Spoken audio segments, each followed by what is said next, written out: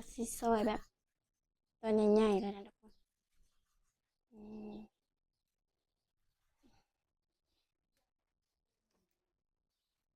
นี่ทุกคนรออีกประมาณมันสุกทุกคนประมาณแบบสัก3-4 นาทีนะทุกคนเนาะเดี๋ยวเราก็ค่อยดังไฟใส่นะทุกคนปล่อยเจียวเพก็แล้วทุกคนเนาะนี่ก็คือข้าว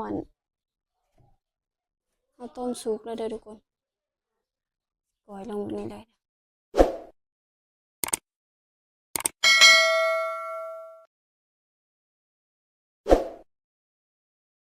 ค่ะทักทายสบายดีเอฟซีหมดทุกคนเด้อหลักสวัสดีเอฟซีฟังไทยเลยทุกคน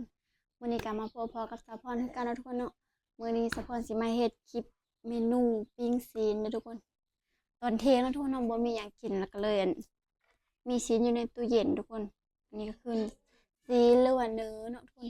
เนื้อโง่เด้อทุกคนเด้อกระเจ้ามาให้แล้วก็สะพรก็บ่ได้เฮ็ดกินแล้วก็ใส่ตู้เย็นเนาะทุกคนแล้วก็มื้อนี้ก็เฮาก็สิมาเฮ็ดปิ้งสำลาแบบจะกินแบบปิ้งสำลาจ้ำแจ่วนะทุกคนเฮาก็เลยมาเฮ็ดแหกซีนก็นะทุกคนเนาะแล้วก็สิเอาไปปิ้งตอนนี้ก็สะพอนกระดังไฟให้มันเป็นก้อนก็นะทุกคนเนาะเฮาก็สิปิ้งอยู่ในเตานะทุกคนนี่ทุกคนแบบนี้เลยทุกคนสะพอนก็สิมาแหกซีนแบบนี้ทุกคนเนาะเฮาก็สิได้เอิบเครื่องเอิบหยังแล้วก็ไปปิ้งนะทุกคนเนาะอืมนี่ก็คือเนื้องูเด้อทุกคนเด้อสิปิ้งกินสิแหกอันนี้ออกก่อนนะทุกคนอันนี้คือเอ็นมันเด้อทุกคน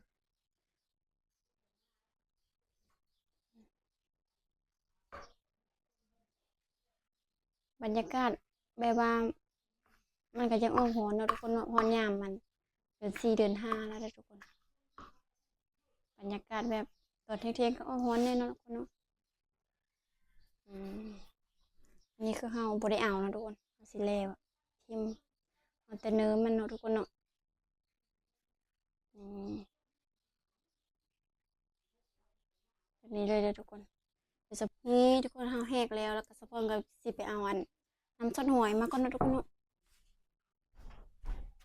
สะพอนสิใส่เอาแต่ซอสหอยอะทุกคนเฮาก็สิไปประมาณ2 นาทีนะทุกคนเนาะให้มันเข้ากันแล้วเฮาก็สิเอาไปปิ้งทุกคนนี่ก็สิไว้แล้วก็สิมักไว้นะทุกคนนะ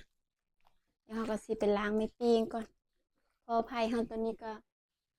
เป็นก้อนแล้วทุกคนเลยตอนใหญ่ๆเลยนะทุกคน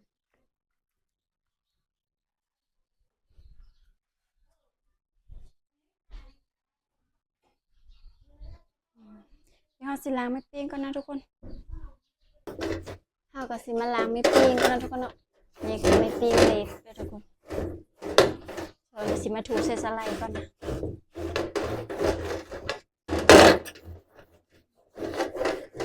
ไม่ปิ้งกันแยกดำๆนี่นะทุกคนนะ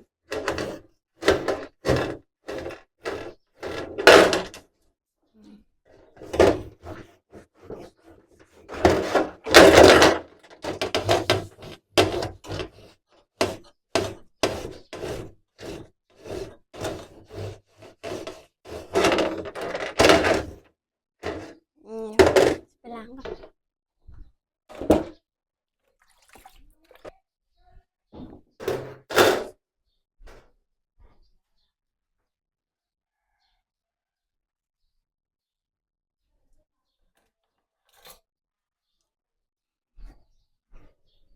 นี่ทุกคน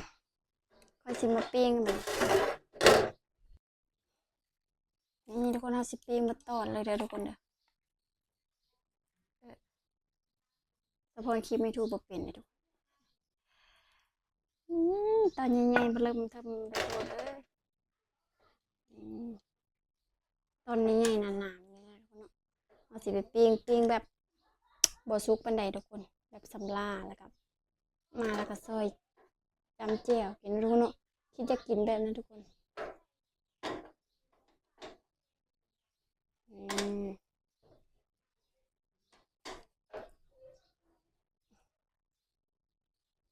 เรารู้นำกันนะทุกคนว่าจะเป็นจังไดเนาะทุกคนแทนทำนี้กันแล้วนะทุกคนเนาะเดี๋ยวสปอร์ตจะเอาไปปิ้งก่อนในวันนี้เด้อ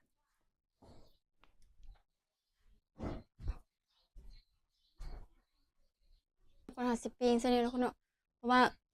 บ่มีถ่านทุกคนเลยมีแต่พื้นแล้วก็มันบ่อยากอันนี้ปานใดนะทุกคนเนาะเดี๋ยวค่อยสิปิ้งก่อน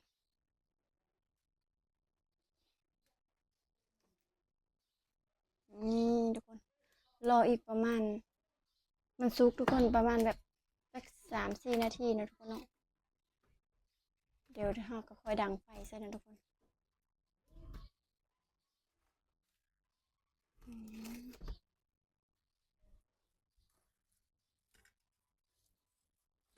พื้นก็บ่อยากเป็นถ่านปานใดทุกคน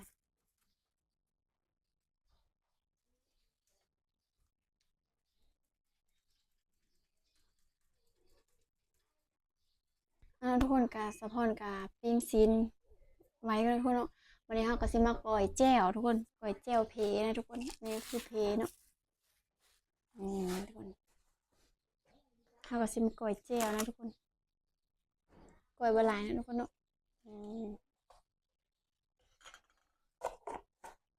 เราก็สิใส่แป้งโน่ลงไปนะทุกคนใส่หลายแซ่บหลายแล้วก็ใส่เกลือน้อยนึงนะทุกคนเนาะรนเข้ากันแบบนี้นะทุกคนแล้วก็เราก็สิมาซอยอันผักหอมใส่ทุกคนใส่แบบแรบๆนะทุกคนผักหอมเฮ็ดแจ่วทาซีนสุกด้วยทุกคน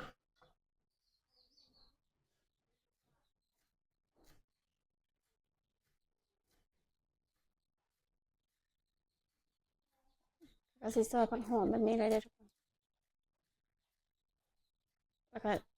ก่อยแจ่วเพนะทุกคนเนาะเดี๋ยวเพเฮาก็สิได้ต้มเอานะทุกคนโลเอาน้ำหอมหน่อยนึงนะทุกคนเนาะรอซีนสุกก่อนทุกคนนี่พริกเฮาก็สิใส่ข้าวโพดนำบ่วะ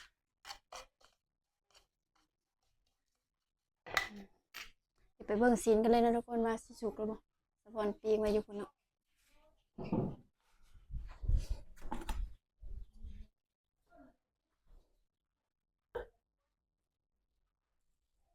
นี่ทุกคนปิ้งซีนแบบน้ำตกเลยนะทุกคนเดี๋ยวรออีกจักหน่อยนะทุกคนเนาะรออีกแป๊บนึงนะ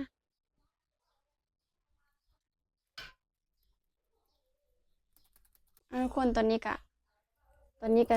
ซีนเฮาก็สุกแล้วทุกคนเนาะนี่แต่ว่าน้ำตกเยิ้มๆเลยนะทุกคนเดี๋ยวเฮาสิอันปรุงแล้วก็สิต้มน้ำเพก่อนนะทุกคนเนาะเดี๋ยวเฮาสิไปซอยกระทะแล้วทุกคนนี่ทุกคนสุกแล้วทุกคน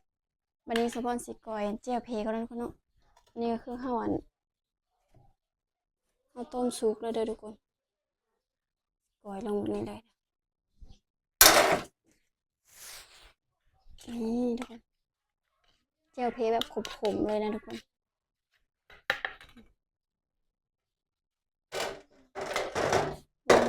ปิ้งซีนเอากันทุกคน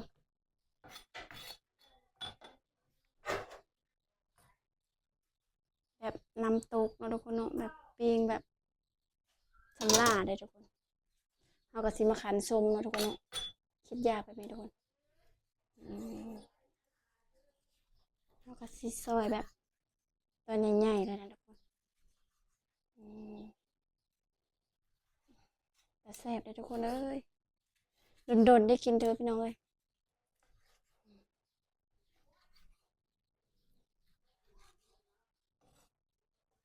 ทุกคน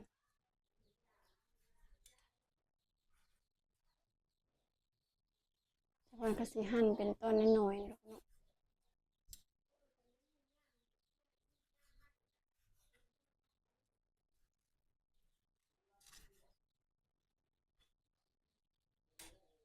ทุกคนนี่ทุกคนตอนนี้ก็เทงๆนะทุกคนเนาะ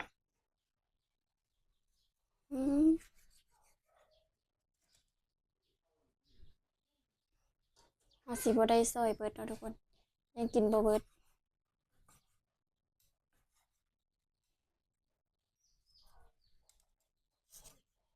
ทุกคนโดยเฉพาะเสียงกินแบบค่าเหงเลยนะทุกคน เห็นเขาเจ้าว่ากินเป็นตะแซ่บเลยทุกคนนี่ทุกคนสะพอนกับซิบีบมะนาวหวดเลยนะทุกคนนะ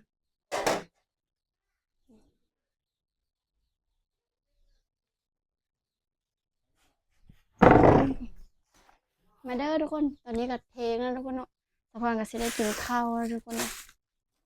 มาเด้อสิทุกคนกินน้ำกัน นี่โถยเจียวค่ะขออนุญาตกินนะทุกคนเนาะกินแบบบ้านๆเท่านั้นทุกคนอืมตัวใหญ่ๆเลยทุกคน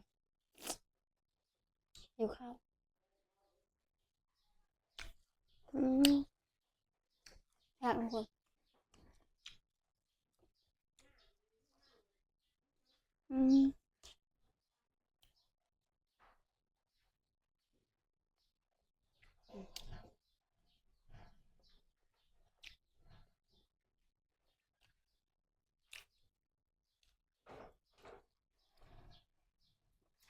แล้วทุกคนกินน้ำกันขอโทษขออภัยเนาะสำหรับ FC ผู้ใดบอกกินเนื้อแล้วก็เนาะบางคนเขาจะบอกกินนะแซ่บสุดยอดทุกคนแบบแซ่บห้องก็แบบขมๆ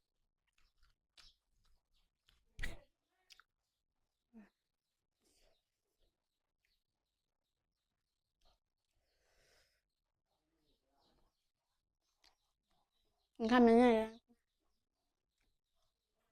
อืม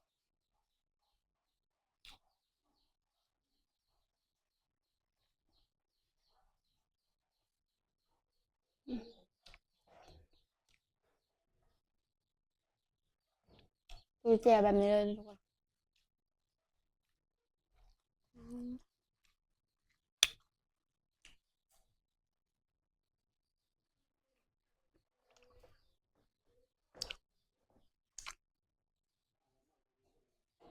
แบบนี้เลยอืม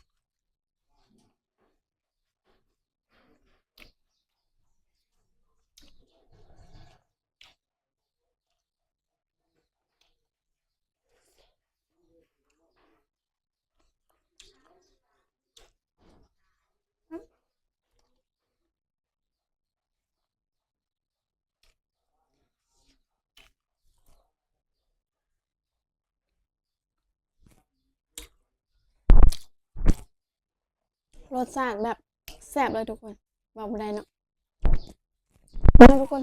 คลิปนี้กับซัพพอร์ตกับซีได้จบเพลงเท่านี้นะทุกคนเนาะขอบใจทุกคนเด้อที่ติดตามรับชมฝากทุกคนกดไลค์กดแชร์กดติดตามซัพพอร์ตในเด้อเพื่อเป็นกำลังใจในการคลิปนะทุกคนเนาะคลิปนี้ก็บ๊ายบายพบกันใหม่คลิปหน้านะทุกคนอืม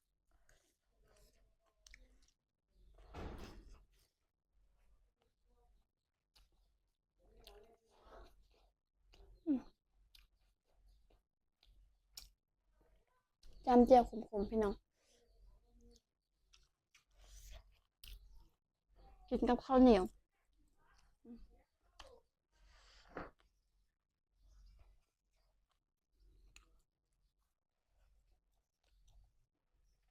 เฮ็ดเองกินเองนะทุกคน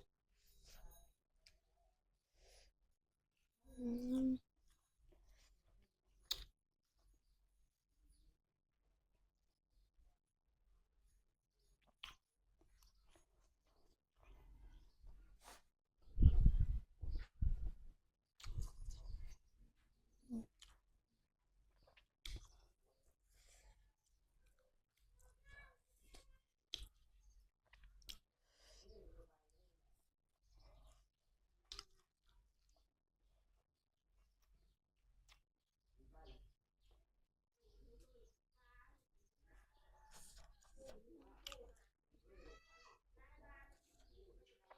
เคี้ยวทีหลายข้างกระต่ายแข็งตัว